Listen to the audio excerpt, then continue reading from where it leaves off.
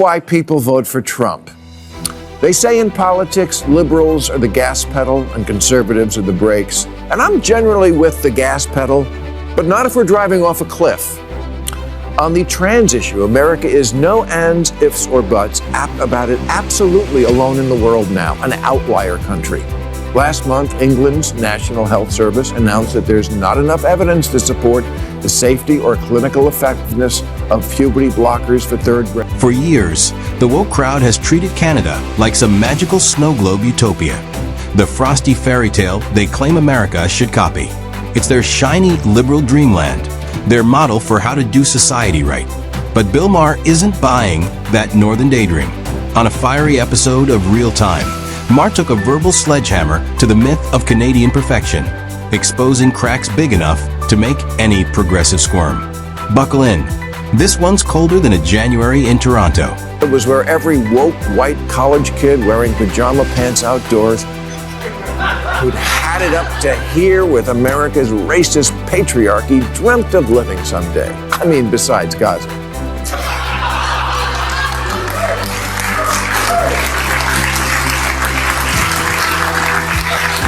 There's only one problem with thinking everything's better in Canada. It's not.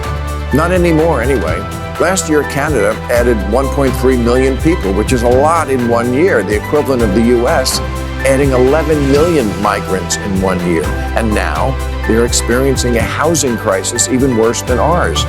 And we're sleeping in tents. Maher wasted no time slicing through the sugar-coated fantasy.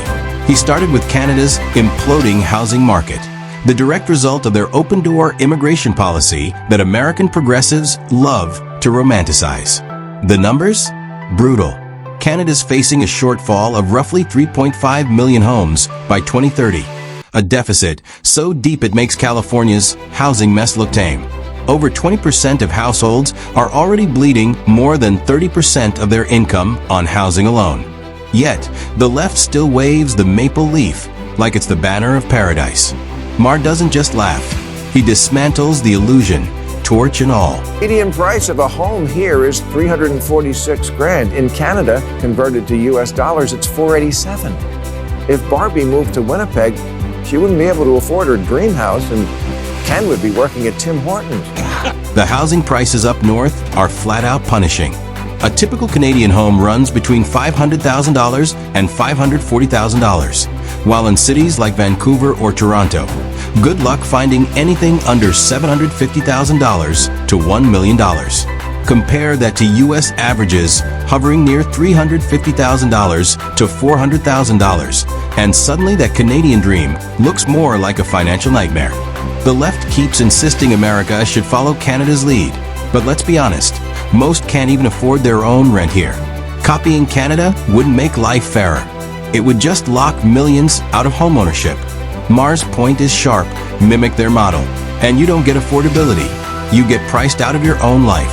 Because of mortgage debt, Canada has the highest debt-to-GDP ratio of any G7 nation. I don't know what that means, but it sounds bad. So does their vaunted healthcare system, which ranks dead last among high-income countries in access to primary healthcare and ability to see a doctor in a day or two. And it's not for lack of spending. Of the 30 countries with universal coverage, Canada spends over 13% of its economy on it, which is a lot of money for free health. It's clear Canada's cracks run deeper than liberal fanboys want to admit. Their polished image is peeling fast. And that's what makes Maher's takedown sting. He's not some right-wing pundit. He's a lifelong liberal calling out his own team. That's what gives his words weight. When someone like Maher says the left's golden model is a mirage, you know it's bad. His message? If this is the blueprint you want for America, be ready for sky-high housing, failed promises, and a lot of regret. Maher isn't ranting. He's reflecting, holding up a mirror to American progressives with a smirk that says, "You sure about this plan?" Look, I'm not saying Canada still isn't a great country. It is, but those aren't paradise numbers. If Canada was an apartment, the lead feature might be America adjacent.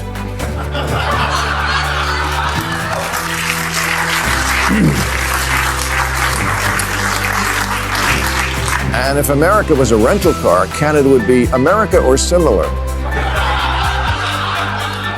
And again, honestly, Canada, I'm not saying any of this because I enjoy it. I don't, because I've always enjoyed you.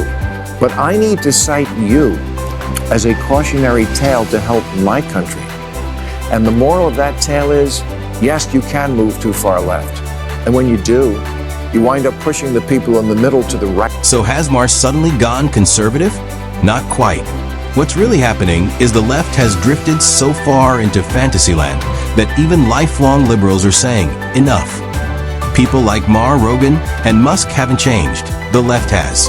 Joe Rogan used to be their poster boy for edgy progressivism. Now he's far right for asking common sense questions.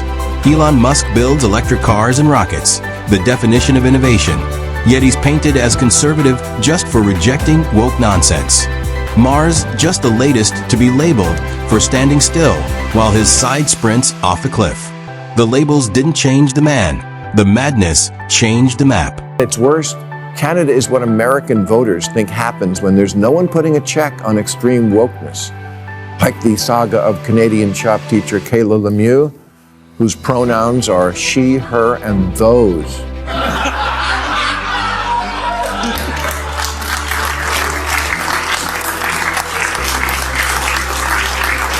Kayla is now back to being a guy named Kerry, but 2 years ago when they showed up to teach children, the progressive high school they taught at said that they, the school, not the person. Really, you couldn't have found another word. We were using that one. Anyway, okay. They were committed to a safe environment for gender expression. Safe for who? What about the children? And this is exactly what happens when society decides feelings outweigh facts. Total confusion. Canadian classrooms have turned into social experiments where even students can't tell what's real anymore. One teacher shows up one day in a dress, demands to be called she, then returns the next morning back to he, as if yesterday never happened. The kids aren't learning math or history. They're learning to tiptoe around ever-changing identities. That's not progress, it's pandemonium. When identity becomes a performance, clarity dies. And this circus of confusion isn't unfolding in some distant activist bubble. It's happening in the very country the American left wants to copy. Their perfect model has spiraled into a cocktail of skyrocketing housing costs, identity whiplash, and government overreach masquerading as virtue. Peel back the polite smiles, and what you find is dysfunction hiding behind slogans. Maher's warning lands hard. Before liberals rush to mimic Canada, they might want to open their eyes to the chaos under the maple leaf. Spoiler, it's not the paradise they keep preaching. Vote for Trump.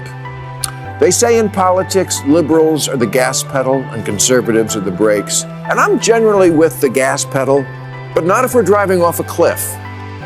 On the trans issue, America is no ands, ifs, or buts about it, absolutely alone in the world now, an outlier country. Last month, England's National Health Service announced that there's not enough evidence to support the safety or clinical effectiveness of puberty blockers for third. And here's the connection Maher makes that hits home.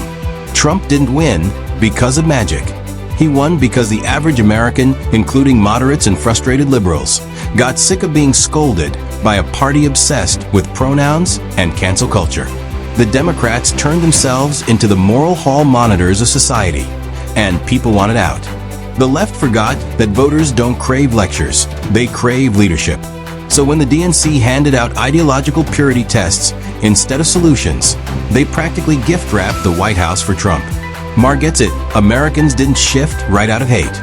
They shifted out of exhaustion. With all the other good place countries in direct opposition to America's choice to affirm children's wishes on switching gender, no matter the age or psychiatric history. The far left, which always like to use, well, Europe does it. Yeah, no, that doesn't work on this one anymore. Here's the part that really exposes the left's hypocrisy. Even the progressive utopias they idolize, like Sweden, Finland, and the UK, have pumped the brakes on gender transition treatments for minors. These nations reviewed the science, saw the dangers, and said, no more. Some have banned it outright until adulthood. They're not caving to conservatism. They're protecting kids. Meanwhile, the American left keeps pretending the rest of the world is marching behind them, when in reality, Those countries quietly stepped off the train. Maher's point stands. If even Europe's progressives are hitting pause, maybe it's time America rethinks what it calls progress. Immigration. Sweden opened its borders to over 1.5 million immigrants since 2010, and now 20% of its citizens are foreign-born, and its education system is tanking. Finally, Maher ties it all together with brutal honesty. A nation without borders is a nation without safety. Biden's compassion at the border has unleashed an avalanche of fentanyl, one of the deadliest drugs in existence, pouring into schools and neighborhoods. We're not talking about policy debates. We're talking about funerals. Entire families are being shattered while the left pats itself on the back for its humanitarian values. That's not compassion. That's chaos wearing a smile. Maher's verdict is simple. America doesn't need to import Canada's failures or Europe's confusion. It needs a return to sanity, security, and common sense. Because when ideology replaces reality, freedom becomes the first casualty. And that's where we'll wrap it up. If you like this breakdown, hit that like button, subscribe, and stay tuned. There's plenty more truth where this came from.